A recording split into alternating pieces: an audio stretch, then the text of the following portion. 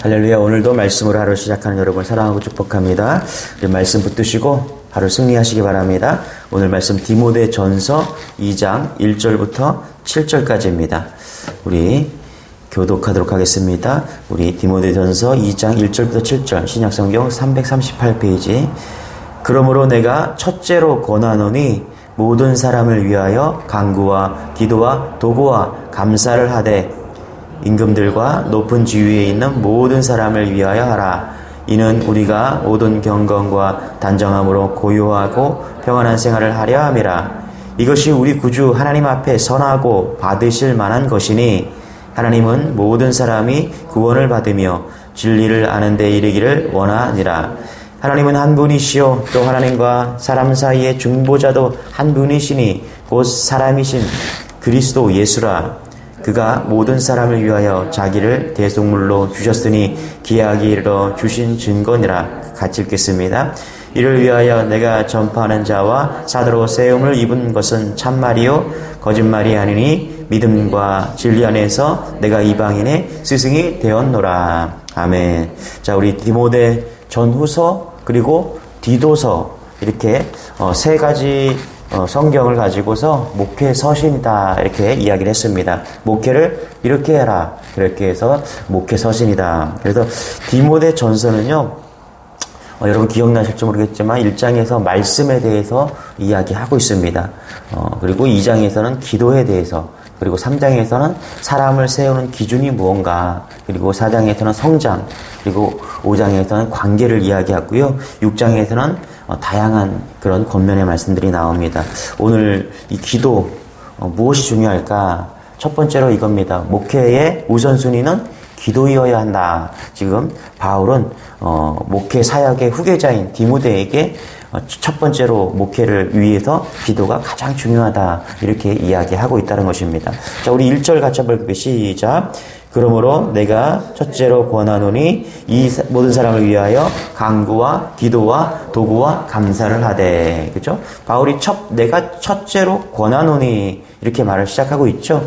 정말 하고 싶은 얘기를 하고 있습니다. 목회할 때 정말 내가 첫 번째로 권한다. 그죠? 그리고 둘째, 셋째 이런 게 안 나와요. 그러니까 첫째의 의미는 뭐냐 하면 우선순위예요, 우선순위. 첫 번째 목회할 때 우선순위가 뭐냐? 그것을 강조하고 있다는 것입니다. 그것이 뭐라고? 기도였다는 것이겠죠?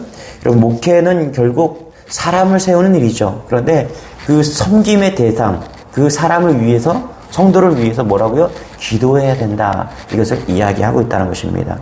목회의 대상인 모든 사람을 위하여 간구와 기도와 도구와 감사를 하되 이렇게 이야기하고 있다는 것이죠. 여러분, 아마 제가 저의 목회 후배들에게 이런 비슷한 유형의 편지를 써야 했다면 아마 개척 전에는요 이렇게 얘기했을 것 같아요. 내가 첫 번째로 권하노니 설교를 제대로 할 줄 알아야 된다 이렇게 기록했을 것 같아요. 물론 목회에서 설교가 참 중요하죠. 설교 없이 어떻게 하나님의 말씀을 전달할 수 있겠어요. 그러나 목회를 하면 할수록, 제가 지금 이제 한 5년 됐는데 목회 현장에서 이루어진 모든 의미 있는 일들 모두 설교를 통해서 이루어지는 것 같지만 그보다도 제가 깨닫는 게 있어요. 더 중요한 게 뭐다? 기도를 통해서 이루어지고 있다는 거예요. 그래서 교회는 말씀의 공동체 이상으로 기도의 공동체라는 사실을 깨닫게 되는 것입니다. 그래서 아마 나이를 먹어갈수록 제가 더 많이 느낄 것 같아요. 말씀도 중요하지만 정말 목회에서 가장 중요한 건 기도인 것 같다. 이런 말씀을 좀 드리고 싶습니다. 아마 그런 의미가 있었던 것 같아요. 이것이 오늘 본문에서 사도 바울이 디모데에게 기도의 사역을 우선순위로 삼아야 한다. 이것을 강조하고 있다는 것입니다. 여러분, 우리 주님의 교회가 기도의 공동체가 되기를 소망합니다. 말씀의 공동체, 기도의 공동체, 이것이 두 개의 축이라는 것이죠. 여러분, 교회는요 성도 간의 교제가 있습니다. 그러나 우리가 기도 없이 교제와 서로 간의 나눔으로만 끝난다면요, 주님의 교회는요, 넋두리 공동체가 되고 마는 것이죠. 그러나 우리의 문제와 아픔과 좌절을 나누고 그 문제들을 안고 주님께 나와서 엎드려 기도하는 순간, 그 순간이 바로 치유의 역사요, 또 기적의 역사가 나타난다는 사실을 여러분 잊지 않는 여러분 되시길 바랍니다. 그래서 우리의 기도는요, 간구가 되고 또 중보가 되고 도구가 되고 감사가 될 때 놀라운 기도의 공동체는 역사의 공동체가 된다는 것입니다. 간구는요, 긴급한 일에 대한 절박한 마음이죠. 절박한 마음으로 하나님께 나아간다면 하나님께서는 들어응답하십니다. 할렐루야. 도구는 억울한 일들에 대한 안타까움의 기도이면서 또 중보의 기도입니다. 우리가 중보하고 또 안타까운 사람들을 위해서 기도한다면 하나님께서는 반드시 또 응답하십니다. 또 감사의 기도는 기쁨의 기도가 되는 것이죠. 이렇게 기도하고 간구하고 도구하고 감사하면서 기도의 자리에서 아멘 함께 일어나는 순간 그 공동체, 그 교회는 승리의 공동체가 되고 승리의 교회가 된다는 것입니다. 저는 이런 기도의 역사가 있는 그런 교회가 되기를 소망합니다. 할렐루야. 기도의 삶, 그럴 때 우리의 놀라운 역사가 나타난다는 사실을 오늘 바울은 이야기하고 있다는 것입니다. 두 번째는 우리가 기도를 위해서 기도할 때 특별히 기도자를 위해서 기도해야 된다라는 것입니다. 지도자를 위해서 기도해야 된다는 것입니다. 여러분, 이 세상에는요, 실로 우리의 관심을 가져주어야 될 사람들이 너무나 많습니다. 기도의 대상이 너무나 많아요. 그런데 우리가 첫 번째로 기도해야 될 것이 뭐냐면 한마디로 높은 사람들, 지도자들을 위해서 기도해야 된다라는 것입니다. 왜 그럴까요, 여러분? 그들이 높은 자리에 있기 때문에 우리가 그들을 위해서 기도해야 될까요? 그렇지는 않죠. 성경에 우리에게 지도자를 위해서 기도를 하는 그 이유는요, 아주 실용적인 이유가 큽니다. 그들의 행정적인 결정들이 바로 나 자신의 유익과 직결되어 있기 때문에 제일 먼저 지도자들을 위해서 기도하라고 말씀하고 있는 것이죠. 우리 한번 2절 같이 한번 읽어볼게요. 시작. 임금들과 높은 지위에 있는 모든 사람을 위하여 하라. 이는 우리가 모든 경건과 단정함으로 고요하고 평안한 사람을 하려 함이라. 여기 보니까 경건과 단정 중에 고요하고 평안한 생활을 하려 함이라. 우리가 지도자를 위해서 기도해야 되는 이유는 고요하고 평안한 생활을 위해서 기도해야 된다는 것입니다. 여러분, 경건은요, 하나님과의 바른 관계를 전제로 해서 하나님을 닮아가는 태도를 의미한다면, 단정은 사람과의 올바른 관계를 전제로 하고 있습니다. 그래서 하나님과 사람과의 바른 관계 안에서 우리가 환경적으로 고요하고 내적으로 평안한 삶을 위해서도 우리는 지도자를 위한 기도의 우선순위를 잊지 말아야 된다는 것입니다. 여러분, 그렇지 않습니까? 우리가 나라가 편해야지, 나라가 또 잘 살아야지 우리가 또 평안하고 감사의 삶을 살 수 있다는 것입니다. 여러분의 자녀들이 다니는 학교 선생님을 비판하는 일은 쉽죠. 요즘 어머니들이 학교에 대한 관심도 많고 교육에 대한 관심이 많아서 많은 관심을 갖고 있는데, 그러나 여러분, 비판하기에 앞서서요, 우리가 학교의 교장 선생님과 담임 선생님을 위해서 얼마나 기도하셨는지 우리가 물어봐야 된다는 것입니다. 내가 지지하지 않는 대통령이 당선되었을 때 그를 비난하는 일은 쉬운 일입니다. 그러나 그가 나라의 장래를 위해 그릇된 결정을 내렸을 때 그의 결정의 영향력에서 우리가 자유할 수 있을까요, 여러분? 그렇다면 내가 대통령을 선호하느냐 그러지 못하느냐를 떠나서 우리 자신의 유익을 위해서도요, 우리는 대통령을 위해 기도하는 일을 잊지 말아야 된다는 것입니다. 요즘 대통령을 싫어하는 사람들이 많아졌어요. 그리고 이해할 수 있습니다. 또한 정치인들을, 지도자를 보면 한심하기 짝이 없어요. 요즘 대장동이나 화천 이런 얘기하면서 퇴직금이 50억이니 100억이니 상상조차 할 수 없는 일들이 정치에서 일어나고 있습니다. 정치와 경제계가 막 서로 규합해갖고 알게 모르게 뒷돈을 받고 그렇게 하고 있는 모습을 보면서 우리는 참 좌절하고 좀 안타까운 그런 생각을 가질 수밖에 없는 것이죠. 그런데 여러분, 잊지 마십시오. 우리가 그들을 비난하고 우리가 그들을 판단하는 것에서 끝나면요, 변화가 없다라는 거예요. 여러분, 제일 먼저 그들이 변할 수 있는 것은 우리가 기도해야 된다는 사실을 여러분 잊지 않는 여러분 되시기 바랍니다. 비판하는 것에서 멈추지 말고 거기서 멈춘 것이 아니라 기도하는 데까지 나아가야 이 나라는 변화되고 또 좋은 날이 온다는 사실을 여러분 잊지 않는 여러분 되시길 바랍니다. 그래서 내가 1분 비난했다면 적어도 2분간 기도해야 된다는 사실을 여러분 잊지 마시기 바랍니다. 이제라도 그들이 한국의 평안과 복지와 우리나라의 미래를 올바른 결정을 하기 위해서 우리는 기도해야 된다. 그 사실을 잊지 않는 여러분 되시기 바랍니다. 여러분 기도하면요 반드시 역사가 나타납니다.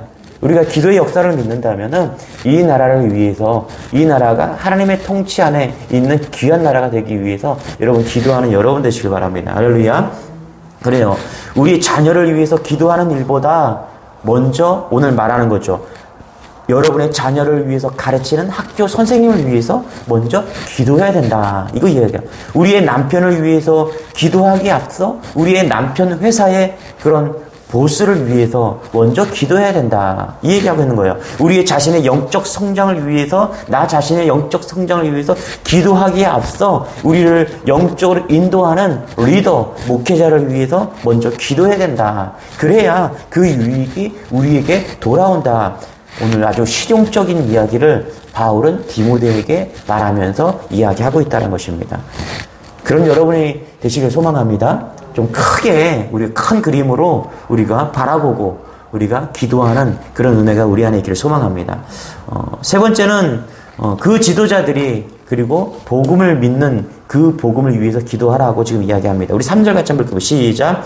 이것이 우리 구주 하나님 앞에 선하고 받으실 만한 것이니. 그렇죠? 그러면서 이제 4절에서는 모든 사람이 받아야 된다. 진리를 이루어야 된다. 그 진리가 뭐다? 하나님은 한 분이시고 중보자 되신 분은 한 분이시다. 그 중보자는 예수 그리스도다. 이렇게 이야기하고 있다는 것입니다. 여러분, 하나님은 한 분이십니다. 그리고 하나님과 우리를 연결하시는 분도 한 분이다라고 이야기하고 있다는 거예요. 다른 것으로 구원할 수 없다. 누구요? 예수 그리스도로 구원할 수 있다. 지금 이 얘기를 하는 거예요. 그래서 그 구원이 지도자들에게 이루어져야 된다라고 이야기를 하고 있다는 것입니다. 여러분, 저는 이 땅에 성도들만으로도 우리가 지도자들을 비난하는 일을 멈추고요. 당장 지도자들을 위해서 기도할 때 무엇보다 무엇을 위해서 기도해야 되냐 하면 그들이 구원받는 백성이 되기를 위해서 기도해야 된다는 사실을 잊지 않는 여러분 되시길 바랍니다. 그래서 지도자들이 구원받을 수 있도록 늘 기도해야 되는 것이죠. 물론 하나님은 예수를 안 믿는 지도자들에게도 간섭하셔서요. 그들이 올바른 결정을 내릴 수 있도록 하나님은 그렇게 섭리하시는 분이십니다. 그러나 이런 지도자들이 예수를 믿고 하나님의 자녀가 되면요. 하나님은 보다 자유롭게 그들 인생을 다스리고 간섭하셔서 하나님의 뜻을 더욱더 잘 이루어 간다는 사실입니다. 그래서 잠언서 14장에 보면 이런 말이 있죠. 의인은 나라로 영화롭게 하고 죄는 백성을 욕되게 하느니라. 우리 지도자들이 예수를 믿고 구원받을 때 하나님의 놀라운 은혜와 역사가 이 땅에 나타난다는 사실인 것이죠. 그래서 우리가 지도자들을 위해서 기도하고 그 다음에 그들의 구원을 위해서 기도해야 될 필요가 있다는 것입니다. 피터 와그너 박사는 이런 얘기했어요. 아직 열리지 않는 마음들, 지역들, 나라들은 우리의 기도의 양이 채워지지 못했기 때문이다라고 이야기를 했습니다. 여러분, 우리가 쉬지 않고 기도해야 하는 이유는요, 우리의 기도로 인해서 이 나라의 이민족이 운영되고 이루어져 가고 있다는 사실을 여러분 잊지 않는 여러분 되시기 바랍니다. 다른 것으로 이 나라가 잘 되는 것이 아닙니다. 우리가 똑똑해서요, 이 땅이 잘 배우고 잘 배워서 우리가 잘 사는 것 같습니까? 또 우리가 경제적으로 열심히 일을 해서 우리가 잘 사는 것 같아요? 아니에요. 여러분 잊지 마시기 바랍니다. 이 나라는요, 우리가 기도했기 때문에 여기까지 왔다는 사실이에요. 이것을 과거에 우리 목사님들은 많이 가르쳐주고 또 그렇게 우리가 기도했습니다. 그런데 요즘 우리가 이런 것을 많이 잃어버리고 있다는 사실, 기도를 잃어버리고 있는 것입니다. 우리가 기도할 때 이 나라는 또 온전히 세워져 가는 것을 믿는 여러분 되시길 바랍니다. 할렐루야. 영국의 과학자여 다윈의 그 지변화론의 열렬한 주창자였던 토마스 헉슬리라는 유명한 그런 무신론자가 있었습니다. 그를 위해서 기도하던 한 여인이 있었는데요. 한 할머니가 있었어요. 헉슬리의 죽음 직전에 병상에 조용히 대화할 수 있는 기회를 이제 가졌어요. 전도를 시도했어요. 근데 아직도 그의 능란한 화술과 토론 능력을 막아낼 재간이 없었어요. 말문이 막힌 그 여인은요, 그 할머니는 조용히 경상 모서리에서 눈을 감고 헉슬리의 소매에 팔을 걸친 채 기도하기를 시작했다라는 거예요. 잠시 후 여인의 기도가 끝났을 때 그 헉슬리, 다윗의 진화노를 열창했던 그 헉슬리는 눈물을 흘리고 있었다라고 이야기를 합니다. 기도가 그의 논리를 파하고 기도가 그의 방어 기제를 허물어 버린 것이죠. 그리고 기도가 그의 차가운 마음을 녹여버렸다는 것이죠. 그래요, 여러분. 세상은요, 우리를 핍박하고 반대할 수 있지만 우리의 기도를 막을 수 없다는 사실을 여러분 잊지 마시기 바랍니다. 그래서 가정의 지도자가 구원받으면요, 가정이 변화되는 거예요. 직장의 지도자가 구원받으면 여러분 직장이 변화되는 것입니다. 여러분 나라의 지도자가 구원받으면요, 나라가 변하는 것입니다. 그런데 이런 변화의 중심에는 뭐가 있다고요? 기도가 있다는 사실을 여러분 잊지 않는 여러분 되시길 바랍니다. 우리가 할 수 없는 일을, 가당치도 않은 그 일을 기도할 때 이루어진다는 사실을 잊지 않는 여러분 되시길 바랍니다.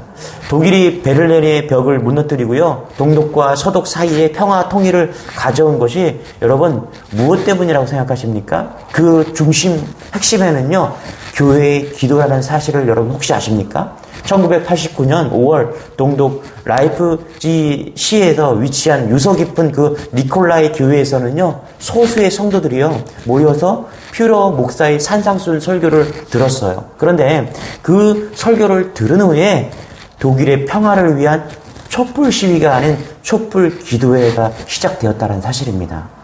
여러분, 그들은요 모일 때마다 독일의 평화 통일을 위해서 기도했습니다. 동독과 서독의 지도자들이 예수 잘 믿고 하나님께 돌아오도록 기도했다는 사실이에요.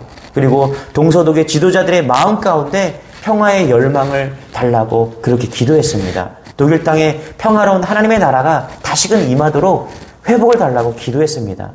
기도에 참여하는 인원이 매주 불어나서요, 1989년 5월에 시작한 이 기도가요, 5개월이 지난 5월 9일에 놀라운 사람들이 막 모였어요. 그래서 경찰의 집회를 방해하고 막 경찰들이 막 모였습니다. 그런데 아우토반 고속도로를 막 차단하고 교회에 모이지 못하게 막 그렇게 했는데요. 그럼에도 교회 내부에 2,000명이, 그리고 밖에는 1만 명이 넘는 그런 사람들이 모여서 기도하기 시작했다는 것입니다. 그리고 이내 한 달 후에 1989년 11월 9일에 베를린 장벽이 피 한 방울 흘리지 않고 무너졌다는 사실입니다. 여러분, 독일이 그렇게 평화 통일을 이룬 것은요, 무기가 한 일이 아니죠. 총칼이 한 일이 아닙니다.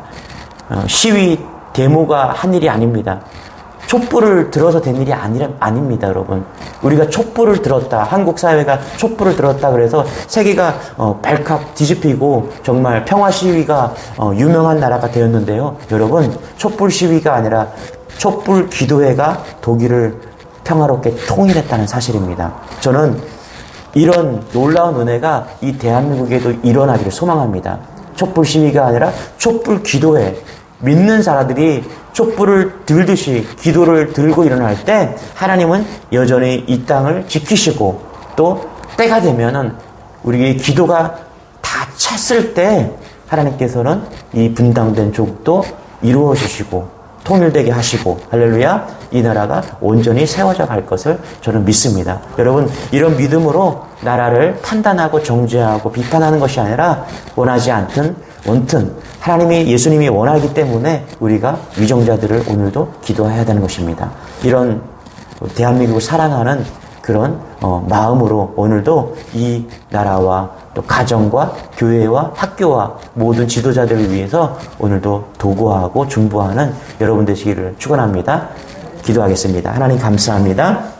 하나님, 그렇습니다. 목회를 이렇게 하라 말씀하면서 무엇보다 우리가 기도를 배우면서 하나님, 열방을 위해서 기도하면서 나라 지도자들을 위해서, 여러 안팎의 지도자를 위해서 먼저 바울은 기도를 가르치고 있습니다. 하나님, 우리가 나 중심적으로 기도하는 것이 아니라 좀 넓은 그림으로 위정자들과 지도자들과 각계각층에서의 지도자를 위해서 기도할 수 있는 그런 믿음을 허락하여 주옵소서. 그런 넉넉한 믿음, 오늘 말씀에 순종하는 믿음을 주셔서 이 나라 이 민족의 지도자들과 또 교육의 지도자들과 또 경제적인 지도자들과 또 영적인 지도자들 모든 지도자를 위해서 우리가 먼저 기도하는 그런 은혜를 허락하여 주옵소서. 오늘도 기도의 역사를 믿고 나아갑니다. 기도할 때 놀라운 역사가 나타나게 도와주옵소서. 특별히 몸이 불편하고 마음이 힘든 성도들 가운데 성령이 붙잡아 주셔서 기도 가운데 힘없고 능력 없는 그런 성도들 다 될 수 있도록 은혜를 더하여 주옵소서. 감사드리며 예수님의 이름으로 기도드리옵나이다.